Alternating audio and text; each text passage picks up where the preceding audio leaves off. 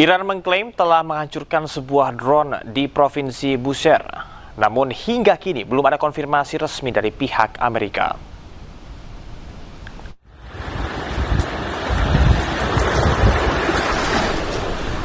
Media Iran melaporkan pasukan pertahanan udara Iran menemukan puing-puing pesawat nirawak yang diklaim milik Amerika Serikat dan Israel.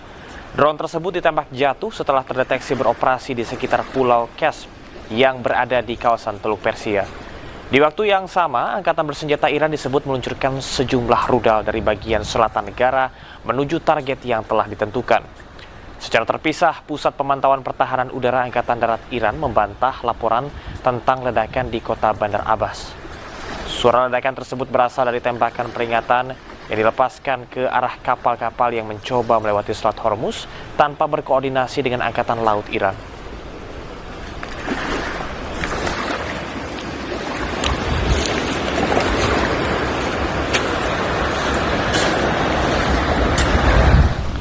Presiden Amerika Serikat Donald Trump belum menyetujui perpanjangan gencatan senjata dengan Iran.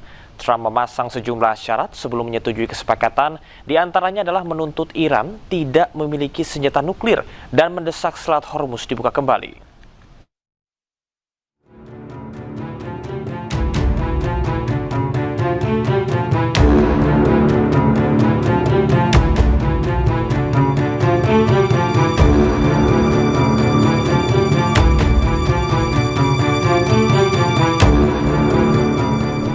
Presiden Amerika Serikat Donald Trump belum menyetujui perpanjangan gencatan senjata dengan Iran.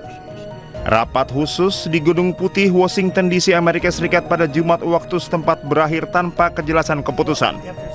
Trump sebelumnya menyebut akan membuat penentuan akhir soal kerangka kesepakatan dengan Iran. Kerangka tersebut dapat memperpanjang gencatan senjata selama 60 hari. Namun Trump memasang sejumlah syarat sebelum menyetujui kesepakatan. Trump menuntut Iran tidak memiliki senjata nuklir dan meminta Selat Hormuz dibuka untuk lalu lintas kapal tanpa hambatan. Amerika Serikat turut menuntut ranjau di Selat Hormuz dihancurkan. Trump juga meminta Iran mengizinkan Amerika Serikat mengambil dan menghancurkan uranium yang telah diperkaya. Menteri Perang Amerika Serikat, Pete Hegseth, menyatakan Amerika Serikat memiliki kewajiban moral menghentikan Iran memiliki senjata nuklir. We still have global obligations to ensure that, say, Iran doesn't get a nuclear weapon. We're focused on that. We can do two things at one time. And I had a chance to talk to President Trump this morning. He wanted me to reiterate how patient he is in ensuring that with America undertaking this kind of historic endeavor, any deal will be a good one, a great one. And he's patient in the pursuit of that because of how the implications of how that sorts out. And certainly our department, we were in a cabinet meeting just a couple of days ago, and the president said, hey, it will be a great deal. And if Iran doesn't want to make a great deal that ensures they don't get a nuclear weapon, they can deal with the guy on my left. Namun Iran menolak pembicaraan soal program nuklirnya. Iran menyatakan program nuklirnya untuk kepentingan sipil.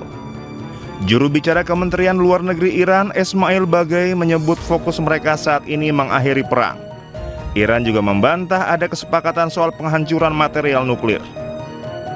Baghaei juga menegaskan Amerika Serikat tidak bisa ikut campur soal urusan Selat Hormuz.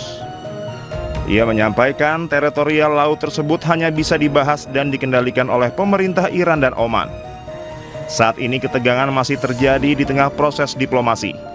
Amerika Serikat dan Iran saling menuduh melanggar gencatan senjata dalam beberapa hari terakhir. Selat Hormuz masih menjadi titik penting dalam negosiasi. Jalur laut ini menjadi rute utama pengiriman minyak dan gas dunia. Sekitar 1/5 pasokan energi dunia melewati Selat Hormuz.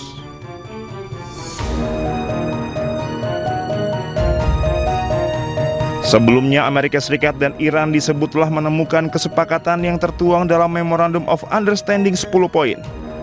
Pertama, gencatan senjata diperpanjang 60 hari. Kedua, Selat Hormuz dibuka tanpa hambatan, tanpa biaya, dan tanpa intervensi Iran.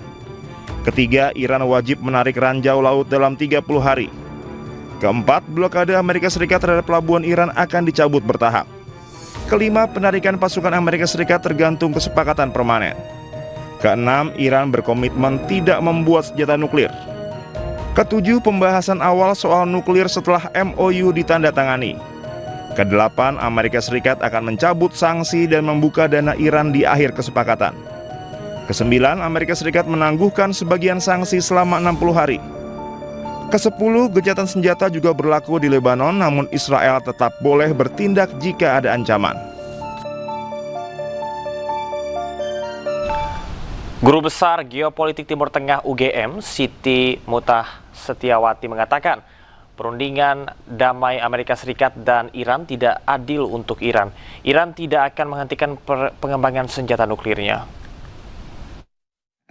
Kalau saya melihat pengembangan senjata nuklir Iran itu kan hal yang utama ya bagi Iran, itu yang dipertahankan, diperjuangkan adalah pengembangan senjata nuklirnya. Kalau ini menurut Iran itu hal yang urgent untuk dipertahankan dan itu yang diserang oleh Amerika Serikat, maka ini akan mengganggu perundingan. Kecuali kalau itu koma ya, jadi Iran harus mengurangi atau bahkan menghapuskan pengembangan uranium untuk nuklir ya. Tapi juga disertai Israel juga ya. Kemudian juga berlaku untuk negara yang punya nuklir seperti Cina, Pakistan, India, itu juga akan diberlakukan. Itu mungkin Iran akan menerima. Tapi namanya perundingan itu kan harus ada kesepakatan. Amerika Serikat itu jelas menuntut hal yang jelas tidak akan disepakati oleh Iran begitu. Jadi ini akan menghambat percepatan perundingan. Jadi tidak efektif. Ini tidak menuju ke arah kompromi begitu. Dua belah pihak kan selalu menyatakan siap berunding gitu ya. Yang saya dengar Amerika Serikat mengatakan itu, bahkan Donald Trump sendiri, Abbas Araghchi kemudian juga menjawab, Masoud Pezeshkian juga menjawab kita siap berunding. Tapi kedua belah pihak hanya menyatakan komitmen berunding tetapi tidak mau memenuhi syarat keberhasilan perundingan. Apa syarat keberhasilan perundingan itu? Harus kompromi dulu pada hal-hal yang tidak urgent bagi kedua belah pihak. Misalnya Iran, bagi Iran yang tidak urgent itu kan membuka Selat Hormuz, karena sejak dulu Selat Hormuz itu sudah terbuka ya, jadi harus membuka kembali kan tidak ada kerugian bagi Iran. Jadi harus itu dianggap tidak urgent, harus sepakat Iran. Kemudian apa yang tidak urgent bagi Amerika Serikat, yaitu keluar dari wilayah Teluk. Wilayah Teluk itu kan bukan miliknya. Dia itu kan memblokade wilayah, yang itu yang saya heran ya, memblokade wilayah yang bukan haknya. Biasanya negara itu memblokade, itu negara A tidak boleh memasuki negara B, ini blokade negara B. Nah ini memblokade yang bukan miliknya, otomatis ya dia harus mundur dari blokade itu sudah suatu hal kewajaran yang itu bagi Amerika Serikat harus dianggap hal yang tidak urgent. Bagaimana kalau yang tidak urgent saja mereka tidak sepakat, ya tidak mungkin akan mencapai kesepakatan yang lebih penting dari itu, misalnya menghapuskan uranium atau menghentikan pengembangan senjata nuklir Iran, atau kalau Iran itu menuntut misalnya membayar kompensasi kerugian perang Iran ya, itu kan tuntutan Iran, itu kan urgent bagi Amerika Serikat, kan tidak mungkin dia menyerang kemudian dia mau membayar, itu kan memalukan, itu humiliation, itu penghinaan bagi Amerika Serikat sebagai negara superpower. Atau kalau Iran menuntut ya kamu tidak boleh mendukung Israel lagi, karena sebetulnya keruwetan ini kan karena Israel negara kecil di Timur Tengah tetapi didukung, disupport oleh Amerika Serikat. Jadi kalau tuntutan yang tidak urgent itu atau tidak penting itu mereka tidak sepakat, apalagi yang lebih penting dari itu seperti tadi saya katakan nuklir dan kemudian membayar kompensasi perang gitu. Ya kalau dia menginginkan adanya penghentian perang ini, kan harus penghentian perang itu harus ada political will atau kemauan baik ya. bagi kedua belah pihak memang ingin menghentikan perang. Jadi kalau tuntutan ini ya Amerika Serikat harus memilah dulu ya, yang harus dia penuhi tadi kalau misalnya telah membekukan aset Iran. Yang saya tahu Mbak Safa ya, penghentian aset Iran itu Amerika Serikat bukan hanya kali ini menghentikan aset Iran, tapi kan sejak zaman Shah Reza Pahlavi tahun 1979 gitu ya.